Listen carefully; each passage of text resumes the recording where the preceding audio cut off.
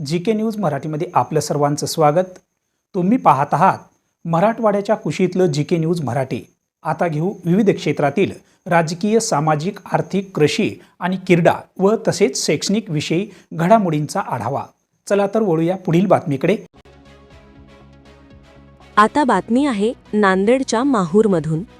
श्री दत्त नामाचा प्रचार प्रसार आणि स्वच्छतेबाबत जनजागृती करण्याच्या उद्देशानं माहूरगडा येथील आनंद दत्तधाम आश्रमातून गिरनार पर्वताकडे भव्य वारी उत्साहात रवाना झाली।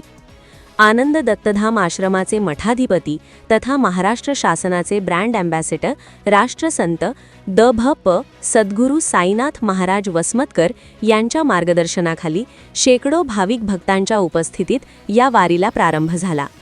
15 मार्च 2026 रोजी सायंकाळी 9 वाजता माहूरगडावरील श्री दत्त महाराजांच्या पवित्र भूमीतून समस्त देवतांचे आशीर्वाद घेऊन वारीचे प्रस्थान करण्यात आले।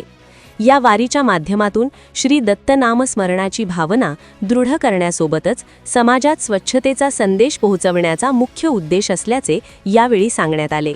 महाराष्ट्रातील माहूर येथून सुरू झालेली ही वारी गुजरात राज्यातील पवित्र गिरनार पर्वत जुनागड येथे पोहोचणार आहे।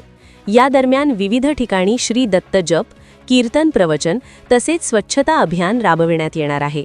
गिरनार पर्वतावरील श्री दत्त मंदिर परिसरात विशेष स्वच्छता मोहीमही हाती घेण्यात येणार असून भाविकांना स्वच्छतेचे महत्त्व पटवून दिले जाणार आहे।